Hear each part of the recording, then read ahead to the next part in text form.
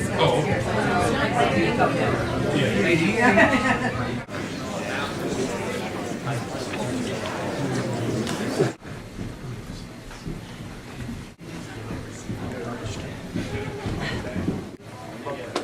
Joey Jurassic. Joe Jurassic. Nice to see you. Thank you for coming.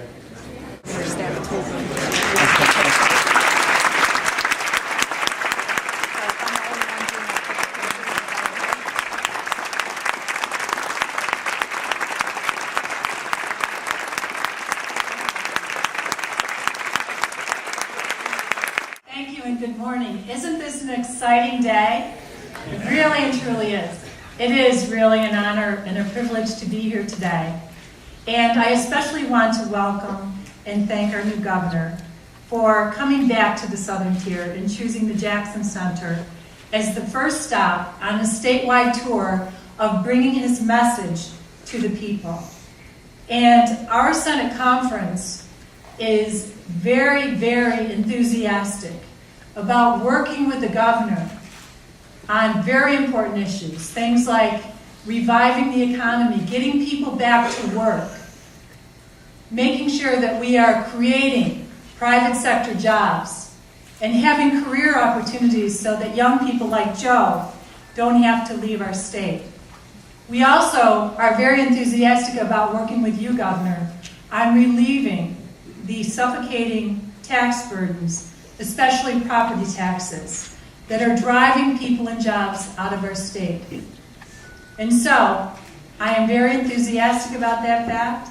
I know that by working together, we can make great progress in this state on behalf of the people in our communities and our future. So I'm very pleased at this time to introduce and welcome the governor of the great state of New York, Governor Andrew Cuomo.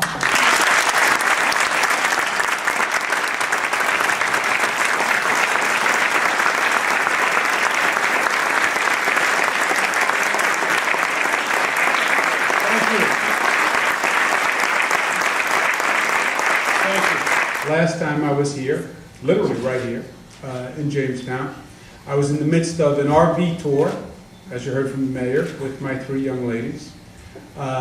Nerves were a little frayed, I remember, with one of my daughters, Mariah.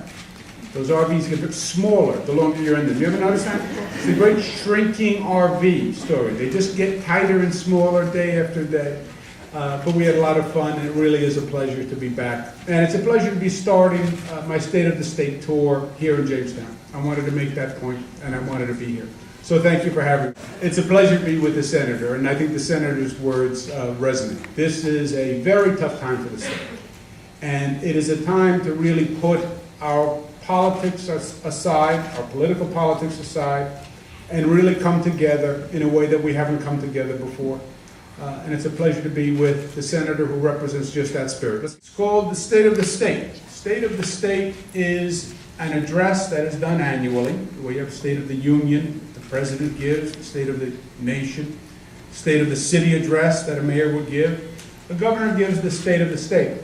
Historically, the address is done the first or second week in January. I did it last week in Albany. And the expectation is that people will come to Albany to hear the governor's address of the State of the State. That's the tradition. I wanted to change the tradition a little bit, more as a point of we have to make a lot of changes in Albany. And one of the changes is the attitude that people are going to come to hear their government in Albany. Why doesn't the government come to the people? Government is a service bureau. I work for you. I work for you. You pay me. You sign my check. My obligation is to come to you. So what I'm going to be doing is taking the State of the State address, and I'm going to be going all throughout the state to bring the message to the people, and we're starting in Jamestown. I entitled the State of the State Crossroads because I think that says it aptly. This state is at a fork, and you feel one set of factors that's pushing the state in one direction. You look at the national economic problems, You look at the cost of New York State government, which is off the charts. You look at the dysfunction of New York State government. That is a national scandal. And you look at the fact that the people have really lost trust in state government. And you hear it all over the state. They would all suggest that we take one path, which is not a favorable path. At the same time, this is a state that has great assets. It has a phenomenal legacy. It is a state that has manifested tenacity. It has the best people in the nation, in my opinion. And there is a very real possibility, I believe, that we can actually turn this crisis into an opportunity. So what is the state of the state? Number one, this is a time of crisis for the state. Number two, it's a time that we have to transform our government. And I use the word transform. Number three, we have to regain our place as the progressive capital of the nation, which is what this state was. And number four, we have a moment of opportunity if we seize it. I am sure of this. The decisions we make today will decide the future of this state. I believe it is that critical a point. And it is a point of definition.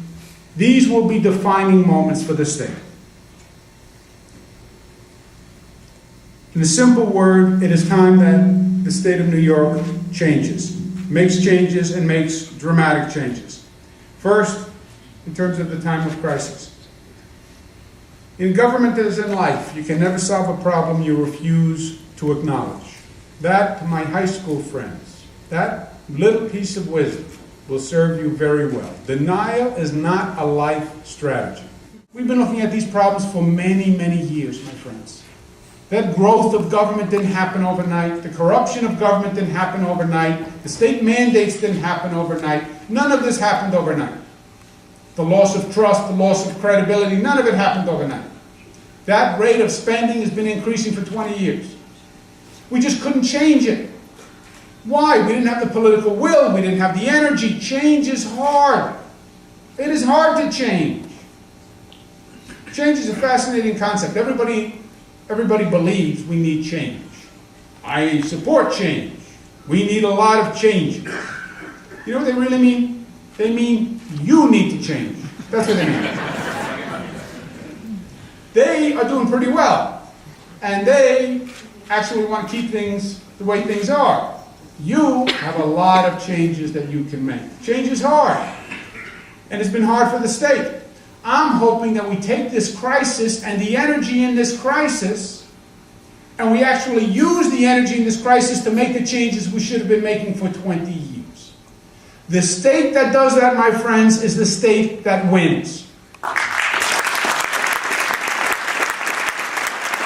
We need you to get engaged. If the people of the state do this, and if we actually do what we've always been brilliant at doing, which is when there's a crisis, we step up and we step into it. And we take the energy of the crisis and we redirect it into a positive force. You're going to make this state better than it's ever been before.